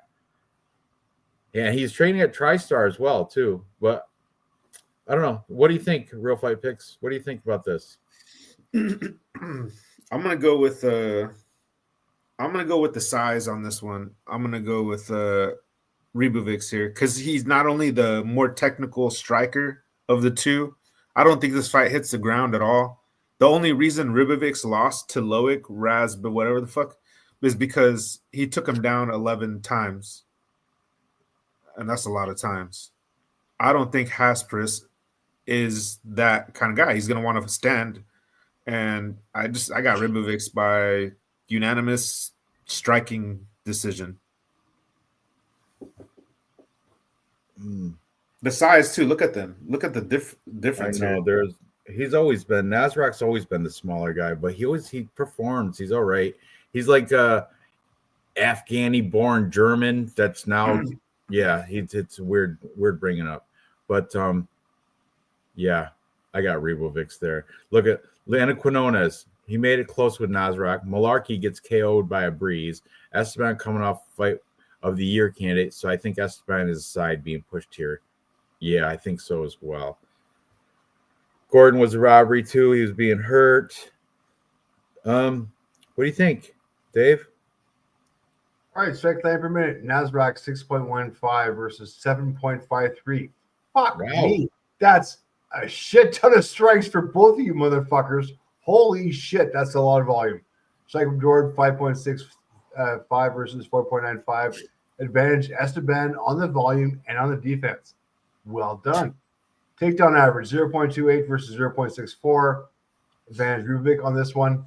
Takedown accuracy 20 versus 66. Advantage Rubik's. Defense 84 versus 61. Advantage Habstrat on this one. I still like the takedown accuracy 66 versus 20. I like that 66 versus 84. Nasraq might be taken down on this one. Submission average 0.0 versus 0.7 versus 0.3. Lots of fights to get these stats going on, kids. Man, I'm a huge fan of Esteban. It drives me nuts. I'm a big fan. Yeah. Yeah. I like this kid. He's handsome, isn't he? No, yeah, he is pretty. Yeah, he is pretty, but he is part of Alpha Team. He is coming off of some great wins off of Daniel Zellberger, Terrence McKinney, Camuela Kirk, which I don't. Who the fuck is that? Who the fuck is that guy? Camuela Kirk. He was a Hawaiian fighter. He had his little couple 3 fights in the UFC. I think. I get it. And Loic, I believe he took this on short notice, but I'm not positive. No, he didn't. Razabov just beat him. I think he did, though. Anyways, Jack can help me out on that one if I'm wrong or not. But yeah, I mean, I've got Esteban on this one. And if you look at his odds, I mean, yes, he's minus 275. I think he's comfortable in a parlay. I just think Nasrat is over the hill. And I even like Esteban by decision if you want to go even money. Yeah. But yeah, Esteban, comfortable to put him in a parlay if you guys are up for it. Well, we're all on him, right? Yes, sir. He might have to be because there's slim pickings on. We're all on the same side because Real Fight Picks has to be the contrarian on most of these things. I know. He watches a lot of tape. Sure does. Minutes when everyone else only gets seconds. He gets minutes. God. Okay. Let's compare bank accounts. No, I'm not. I'm just kidding. Dave's going to be the call. Don't get Dave started with his richness. Don't get him started with his rich. Who's born with a silver spoon in his mouth, and you want to compete with that. Oh God! My picks speak for themselves. Moving on. Next, we have the co-main event. We have the bum Cody Brundage. Cody Brundage taking on another bum, Julian Marquez, the Cuban Missile Crisis. This, I don't know how this made it to a co-main event. This should be like prelim at best. But all right. Cody Brundage seems like late. He's always trying to find the easy way out. He had that Razak Al Hassan punch him in the back of the head multiple times. That people were saying he's finding a way out, but I don't know. He was getting hit in the back of the head multiple times. So I kind of feel for him there. But what was the other one? Oh, was it like Jacob Malkoon or something? He had like another one where he got submitted or something, and he ended up winning by some fluky 2 in a row. No which was annoying. I don't know. What was it? It wasn't one was Malkoon was beating his ass, but then like poked him in the eye or some shit, and then something like that, and he won. He was fine though. Let me see. Didn't it go like no contest or some crap? You can tell he pussied out. Like Like you and could I've tell. seen him do it a few times. I've seen him give up. Look at this. Look at the red here. Okay, ever since he beat Dolce Lungumbula and Trayshawn Gore, they're pretty much the same fighter, just different names, for real. Okay, he lost to Michael Olszewski. He lost to Rodolfo Vieira. He lost to Cedricus Dumas, which that one hurt me because I was like, come on, Cody, don't be a bum. And yeah. Then he beat Jacob Malkoun, a legal elbow to the back of the head. All right. He slammed Zach Reese. That was kind of fluky, but he good on him. He did do that. He got beat by Bo Nickel, but so does everybody that fights Bo Nickel. And then he had the no contest Abdul Razak Al Hassan. Same thing, illegal elbows, right? Or illegal punches to the back of the head. But the thing was that Abdul Razak Al Hassan was acting like it wasn't even the back of the head. He was acting like it was his face. But nonetheless, I've just seen the dude quit a lot of times. But now he's taking on this bum Julian Marquez. The Cuban Missile Crisis, 9-5. Look at his last fights, okay? Oh, this hurts too. Okay, he beat Smiling Sam Alvey back in 2021. Okay, Fight of the Night 2021, and that's Smiling Sam Alvey, where everybody was. That was when he was on the 8-fight losing streak that's still not getting cut from the UFC. You know exactly what I'm talking about. Okay, he lost. Then he gets knocked out by RoboCop, Gregory Rodriguez. He gets knocked out by Power Bar, Marc-Andre Barriot. And then he gets beat by Zach Reese, knocked out again by Zach Reese, who Cody Brundage slammed for a win there. Okay. And then I was like, okay, maybe he can't be that. Maybe he just was in a slump. Maybe he's turned around. So I checked out his Instagram. No. Every Instagram picture, it shows him post-workout just being sweaty and hot. Look, as you scroll down, oh, I'm tired. Oh, I'm tired. What are those? None of them. All of them, he's just taking breaks. Look at every time. Back against the wall. Oh, here I am. I'm standing. Okay. None of them is lifting weights there. But I'm saying none of them are they. That could be any. Breaking a sweat. There's no sweat. A medicine ball. What is he throwing against the wall? He's not even. Look at the one-legged jump. Hopscotch. What is that? I mean, it's cringy. And that was a promotion for a protein drink or something. You know, it's just. But I'm just go back to the still shots. Go back. Get out of this promotion crap, and just scroll up. Look at all of them are him taking breaks after working out. Look at right there's one. He's almost sleeping. All of them. They're all just him training with nobody. That stupid neck head. I don't even know what's going on there. But I'm just saying there's nothing. But now let's go see Cody Brundage. You want to talk about getting hyped up? If you put the volume on, you'll become a Cody Brundage fan. That's how good his hype video is. Go play that beautiful bean footage. Let's watch Cody Brundage shit because that stuff. I played it at work. I turned the volume up. I was getting pumped. I was like, right there. It's all rap music, but still awesome. No, the first one, not that one. Go back. The first slide. I think that one. Is that a video? No. All right. There's one that's a video. He must have got a media person because the video is freaking awesome. Look at all these still shots. Oh, in the shadowed silhouette. Where's the? I think it might be. No. Check that one with the fire. Yes, leave. It was before this. It was before this. Yes, right here. Leave this. Oh, now the music. If they had music, audio, you watch this with the audio, you're going to become pumped. Now watch. Just his highlights. Here we go. Okay, Cody Brundage, and it's rap, but whoever made this video put it perfectly with the beat. And look at all this, like these quick shots of him swimming and playing with his kid, and it's awesome video. But it's not the same effect without the music. But right here, yeah, look at can you play the music without being copyrighted? What? Oh, because it is pretty good with the music. I'll give it that. But anyway, regardless, for those reasons, I'm on the side with this bum, Cody Brundage, because his hype video, and if you look at Julian Marquez, he don't show him training at all, just shows him resting, and he's coming off 3 TKO knockouts. Look at that right there, Cody Brundage. Oh, that's the Cody Brundage I love. That's the one I miss. What happened to that guy? Anyway, both these bums take the lesser of the two bums. I'm taking Cody Brundage, TKO, round 1. What do you think? Real fight picks?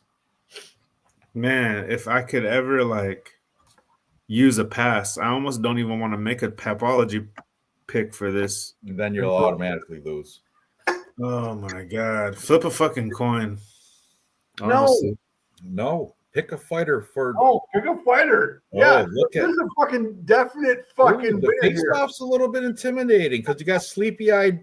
Sleepy-eyed Cody Brundage. Always though with the sleepy eyes. He's got the bedroom eyes, always sleepy. But Cuban Missile Crisis just looks I don't know. He's done. He's not even the same guy. Who did he ask out? And they said, "Oh, get my tattoo or something." Hannah Montana. It was not. It was not Hannah Montana. Oh, Miley Cyrus? Was it? That's what I want to remember as Miley Cyrus. That was kind of gross. Anyway. No. Yeah, it was Miley Cyrus, but I'm going to go with the fucking shit, bro. Who's the favorite, Dave? I feel dirty saying his name. Cody Brundage. There you go. What does that say? Plus what? 100?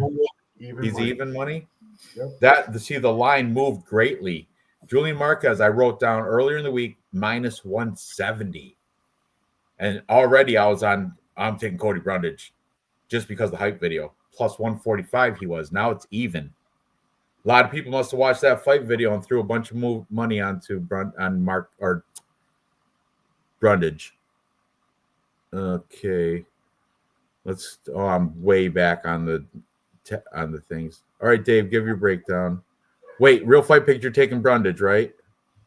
Despite everything. Yeah, I don't want to say it twice. Yeah, I am. He's the better wrestler, right? He's actually got wrestling.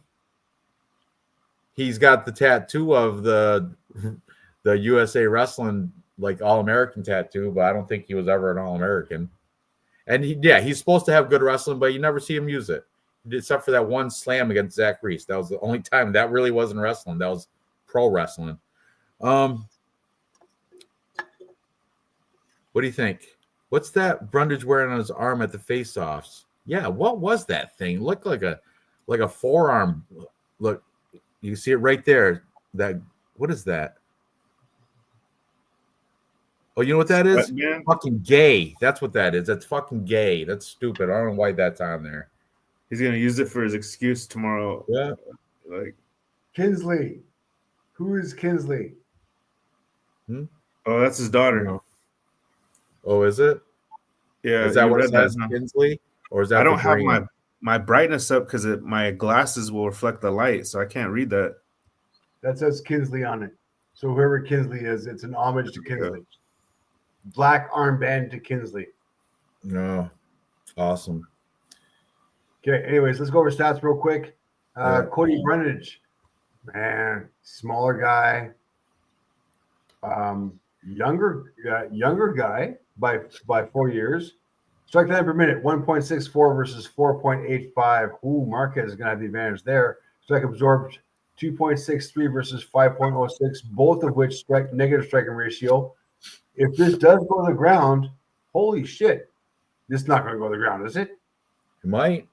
They're both bombs. If it goes to the ground, Cody 2.31 versus 0.00. Takedown accuracy 50% versus 0. Takedown defense 68 versus 53. Submission average, yeah, that's because he's only got some fucking that one. Regardless, Cody Brundage submission average 0.9 versus 2.68. Those numbers are a little bit skewed. I'm going to give the advantage on the ground to Cody. Am I fucking picking Cody here? I think I fucking am. I think we all are. We all are. And Cody rightfully Brunage, so. even money plus 100. I don't trust fucking as far as I can fucking throw it. Yeah, Cody Brunage. And that look fucking says it all. Right there. That is your fucking Yellowstone cowboy. I'm gonna fucking kick the fucking shit out of you, motherfucker. I hope the hype is real. I hope his hype video is real. Dude, especially after seeing the Instagram, this motherfucker's soft. Cody And also. look, I've heard that not only from Crystal, I've heard that he's been hitting the sauce, like hitting drink, not sauce like in steroids, hitting like the sauce as in liquor. He's like his drink. I don't know if I heard from Guru or Dogger Pass Pot. Heard from one of the cappers was saying that on Instagram or Twitter or something, Julian Marquez has been hitting the booze on his time off, and that will affect him. It's a good value. Cody lays on him for 3 rounds. He did go 2 with Nickel. Yeah, that is good. They are farmer. They did train together back at was it Factory X, where Julian Marquez left Factory X and Cody Brunage is still there. Julian Marquez left there like 2 years ago he went to like I forget where, but I don't know what. Oh, MMA Lab. He's at MMA Lab, but he's still a bum. Doesn't matter where he's training. They're just taking his money. You got to pay for training, so they'll take his money. You saw his training videos. Everyone is just resting. I'm not training. I'm just done training. I'm resting. Get out of here. Both cash out and retire, right? That'd be great if they both put their gloves in the ring at the end. Brundage got Raphael's guy to edit his highlights. Man, the highlight video is. If you guys after the show listen to it with the song, with the music, it really got my blood pumped up. Everything it was awesome. All right, next we have the main event. Manel Kape, 20-7, the Portuguese fighter, taking on Asu Almabayev, 21-2. And Asu Almabayev comes in, I think he's like a minus or plus 180 underdog. Last time I checked, I don't know what the line is now. What's that say? Plus 175. So yep. Pretty good still with that. Manel Kape, what's he coming at? What's that say? Minus 220 or something? He's at minus 210 right now. Minus 210 for Manel Kape. Manel Kape, he got his ass shown to the world by Muhammad Mokaev, and also that caused Muhammad Mokaev to get fired. Not that alone, but for real, that was the fight. Muhammad Mokaev showed his bare ass. Remember that? Awesome. It was awesome. And then right after that fight, Mokaev got fired for being a boring wrestler that's just plays games or whatever. Undefeated though, still.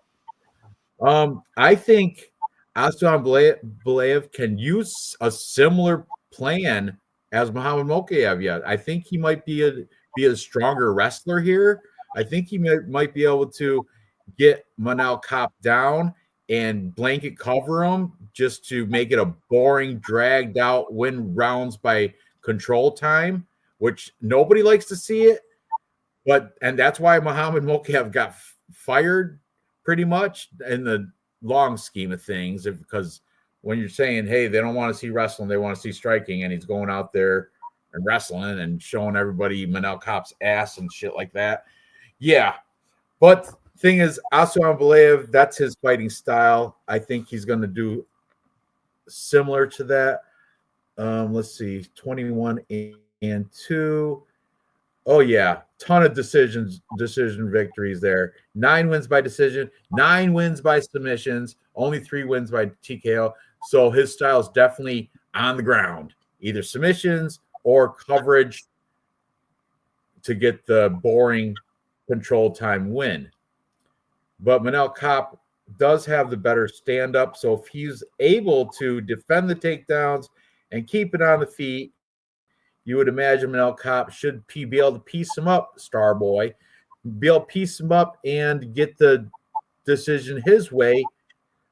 But I don't see it happening that way. I'm going to take the plus money, big plus money underdog on Asu Ambelev to get a boring decision victory over Preecaaap. What do you guys think about this fight? I think it's a great opportunity to take the dog. I mean, because in my heart of hearts, my capping heart, I feel like this is a really close fight. And I feel like the odds are crazy. So much so that I moved to bet the dog. Preecaaap, he's pretty impressive. He has a lot of experience. I know he was in like what, Ryzen or some shit. He was slippery feet. You know, a lot of experience, fought all over the world. For the first minute, I think I said this before last time, I did not like how he looked against Ode Osborne. And I feel like Asu Amabayev is way more skilled. He did knock out Osborne. I think it was like the end of the first round or something like that. But I don't know. Like I said, this fight is really close. You're going to give me plus one, whatever. Was it 170? Plus 175? Yeah. Bro, this worth it. That's worth it. I will take that bet all day long. I mean, when it comes to capping, when it comes to being a fan, there's, you know, or even trying to make the right prediction, I'm almost picking the capping hat with this one and being like, you know what, I'm going to take the dog. I don't care if it doesn't really matter so much if I'm, you know, right or wrong on this one. You know, they said the fake news about right here said undefeated. He hasn't lost since 2017, and that was an Alash Pride. So maybe he said undefeated as a UFC fighter because he is undefeated as a UFC fighter. I'm looking at his yeah, you got it, his resume right there. He's not undefeated, but pretty damn close. And Tajir Ulanbekov is not a horrible loss to have. Yeah, the other guy, like really, that's the guy you're gonna pick as your fucking other loss. That's not a bad loss, right? So, I don't know. So, what was your pick, Lou? Or real fight picks? Noah Allen, man, he's making me doubt myself. But I feel like tonight, for instance, I made two bets tonight. I picked the Chicago Bulls. I can't remember who they're playing off the top of my head. I picked the Miami Heat. Oh. But anyways, the Bulls were playing at home, the favorites minus 130, and they get creamed. I'm pretty sure they did. I didn't check the final score, but they were losing by 10 the whole time. My plus money, plus 137 Miami Heat, stood their ground tonight and won. And it's just like, damn, dude, like, you know, I signed it as a good opportunity. Same with this right here. It's plus money. I think I'm actually going to put real money on this, like $50 at least, you know? Wow. Just because, you know, maybe 75. Maybe $75. You put $75 on Minnesota, which you did that, and I was like, what the fuck's this guy thinking? That was just my pick of the day. I wasn't serious. I put like $10 on it. My bets, pick of the day bets are $10. Then I saw you put $75, and I was like, and that was the only one I lost this week. You know why? Because you put $75 on it. I put $75 on all the games. So like that tonight. What I was trying to say was the Heat was plus money, so I put $80, and it was to win 110. I adjusted the line and took them at plus 8. So I don't know what I didn't check it, but I did take them plus 8 in a parlay. You took the Heat, they won. But what I'm saying is, like, it'll pay me. I'll take a favorite, but this is the dog I'm gonna pick. You know what I mean? I gotta pick a dog. Yeah, Asu Ambelev, that's a good dog because I think he's gonna win. Dave, your take? Stats real quick. Only got 2 losses, and that was like you can't fade those 2 losses. That was a long time ago. 2017.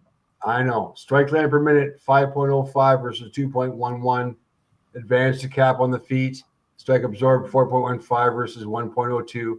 Negative striking ratio for both. I like it. But hey, the Bulls won in overtime. I got both of those picks. Sorry, Dave. He's means a lot to undefeated me. since his last loss, man. But takedown average 0.47 versus 5.08. You've got to see where this fucking fight is going to happen. If this does go to the ground, I do think this is going to go to the ground. I mean, these guys are pretty fucking even in size. I do think this will eventually hit to the ground, and then you gotta fade Cap here on the ground. As far as the stats go, 0.47 versus 5.08. Takedown accuracy 33. He's not looking for a takedown. Takedown defense only 77. Submissions 1.7. Man, 1, 2, 3, 4 wins in the UFC. Undefeated in the UFC as a dog, plus 175. I'm fading Cap all day long. Asu, by submission or by decision, likely by decision. If you want to go fucking super prop, plus 275. But I like that Asu 1 plus 175. I have so many dogs on this card. It's fucking crazy, bro. You know what? I do have the prop for plus points on DraftKings Sportsbook. I think that's what I'm going to do here, because then Asu, if he does go to decision, because I don't think he's going to finish. So if he does go to decision, even if he just wins one of those 5 rounds, he'll still win, because he'll be plus 5.5 points. And I'm going to see what that line is. But all right, are we all done picking our fights for this card? All 10 of them. Yep. Yeah. All right, now we got the painstaking. We got to come up with a 3-leg parlay out of these consensus picks. I'm going to go through from the beginning, and I'm going to mention every consensus pick. Okay, first one. Dave and I are on Charles Johnson, but Real Fight Picks is on Ramazan Temirov. All right. You two are both on Andrea Lee, which is stupid. I don't even know why, just because she's blonde. JJ Aldrich is going to beat the shit out of her, and I'm so confident in a girls' fight. JJ Aldrich by destruction. Well, it's not going to be unanimous decision by 30-27 unanimous decision, JJ Aldrich. But anyways, you two are on Andrea KGB Lee and Tony Kelly, Team Kelly. Then we all have Danny Silva minus 190. So put a little star by that boy. Danny Silva's minus 190. Okay. Dave and I are on Chepe Mariscal, as we should be, but we are both betting a scratch off on Ricardo Ramos, and Real Fight Picks is actually picking Ricardo Ramos in Tapology. That's probably why he'll never be first, but I've been first before. You might, or that might be the reason why he is first, because of Ricardo Ramos. So anyway, that's off the thing. Real Fight Picks is picking Austin Lane. I don't get it, but Dave and I are on Mario Pinto, who should likely winner there. But all right. We're all on the underdog, Sam Patterson. I don't know why. I'm looking at it again, but yeah, I do know why, because he's longer with the neck. He's got a longer neck. He's got longer arms. It's the draft fight. But we're all three of us are in consensus that he's going to catch him in a guillotine or some sort of crazy submission from the Brit on the ground to beat the American at jiu-jitsu. Anyway, we're taking Sam Patterson over Danny Barlow, but I'm not confident enough to put that in our parlay. Nope. So moving on. Now this one, I'm on William Gomis, the French fighter, but I'm not confident at it. But both Real Fight Picks and Dave are on Hyder Emil, and I still may flip my pick before on Tapology. I still got to look at that a little bit longer after the show's done. We're all on Esteban Rivovic to beat Nasrat Haqparast. Put a star by that one. It's chalky, but it is what it is. And we're all on Cody Brundage. The hype is real. Take Cody Brundage. I got him by TKO round 1, but we're just not going to prop it. We're just going to put him in our parlay probably. And finally, we can't use Asu Amabaleyev, but he is our consensus pick. We can't use him because he's in a main event. We don't That's one of the rules. No female fights, no main events in the 3-leg parlay. So our 3-leg parlay by default is ready. Put this in, Dave. Cody Brundage. All right. Cody Brundage, Esteban Ribovics, and Danny Silva. What's that bring you? Dude, Cody Brundage literally snuck in through the back door. That motherfucker, bro. I know. I want to say it again. Cody Brundage. That's right. Is made our 3-leg plus money parlay. Let's see what that pays out. What is it on that, Dave? Plus 293. That's not bad. I'm going to see what it is on DraftKings Sportsbook because I just loaded that up with a little bit of money today. So it should pay way more. I mean, it should because we got Cody Brundage on there. Yeah, it should have a special. But Esteban Ribovic is like a 2 minus 265, so that kind of evens out Cody Brundage. And Silva's at minus 225. Yeah, that too. So, all right, let me see what it does on Danny Silva is on here. He's minus 250 gross. Who else did we have? Chepe? No, not Chepe, because Esteban. Hold on, I got to re-log in. This stupid thing.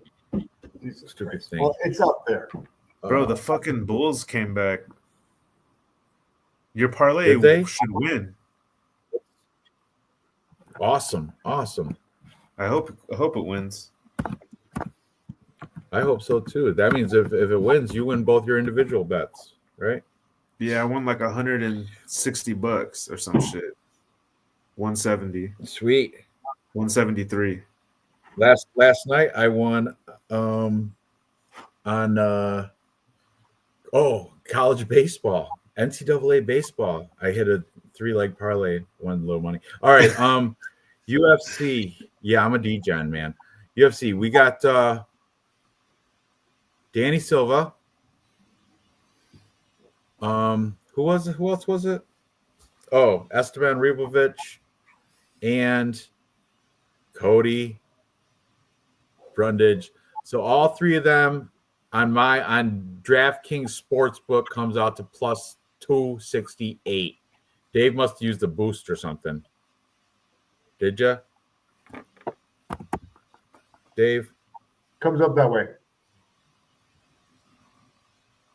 Okay, so let me view my bets. Let me post this in the StreamYard. Okay. 3-pick plus money parlay.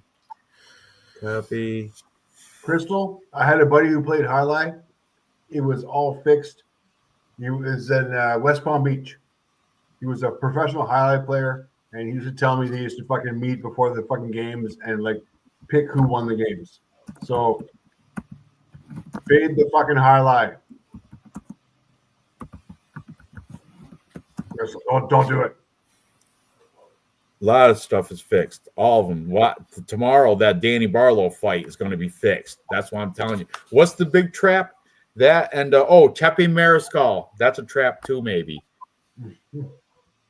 I'm not taking my chances on it. I'm staying right clear of putting money on Chepe Mariscal. Maybe one parlay because I'm a D-gen, but okay. Danny Silva. Esteban Ribovic, Cody Brundage. I don't even like saying it, but there it is. We've got the plus money junkie parlay, 3-pick parlay, plus 268 with Danny Silva, Esteban Ribovic, and Cody Brundage. See who blocked me? What the fuck are you talking about? Nobody blocked you. You're not banned. Oh, is it from Discord or some crap? I don't know. Anyway. Any other things you guys want to chat about? I'm not even turtling. I can drink another beer if you want, whatever. Well done. Ranch. Having the fiber these days. I did one before show, pre-show. Bro, I'm thinking about putting $10 on every dog that I like. So it came out to be that'll be thrown away No, $200 if none of them win. $10. saying, No, $60. Bankroll management 6 dogs is I like. a skill that you should take in consideration. Real Fight Picks. Bankroll management. Then you're not crying every time you lose. Just there you go. Bankroll management. Don't get greedy. Don't make 8-leg parlays. Stick with like 3-4 leg parlays. You don't got to do crazy 8-leg parlays. Leave that shit to me. I lose enough money for us both. I'd rather like if we were having ice cream and I had vanilla ice cream and you had rainbow sherbet, but you really liked vanilla and you felt bad about your rainbow sherbet and I was finished with my vanilla, I would throw it away. I'd rather throw it away than give it to you. Why would you do that? So you this make a creamsicle? You get the like right now, I wanna do a super chat. You got a delicious creamy treat, and you're gonna just throw it away? Why? I could super chat you $6 right now because you're cool. You know what I mean? But I would rather take that $6 and put a nice little 12, nice solid with a lot of thought, 12-leg parlay. Just kidding, but I'm gonna do $10 on 6 dogs. These are the dogs. Asu, Amabayev.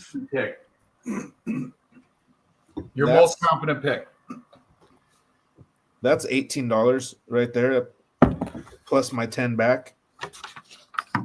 What's your most confident pick that's not over minus 200? I got minus Charles Johnson. Charles Johnson's my most confident pick. Him or JJ Aldrich are my most confident picks that aren't minus 200 or better. So if I had to pick one from the card that's under minus 200, he can't be a super favorite like that. It can't be a 2-1 favorite. It's got to be less. It was going to be Luana Carolina. Dang it. Well, she's off. So who now? Austin Lane? Please say Austin Lane. Please say that. Plus 400. You guys are going to be jealous when I got $40 in my pocket. Oh, man. I can't wait to bet money on every single underdog. I can't. Not everyone. 6 of them. Hyder Emil, Austin Lane, Sam Patterson, Asu Amabayev,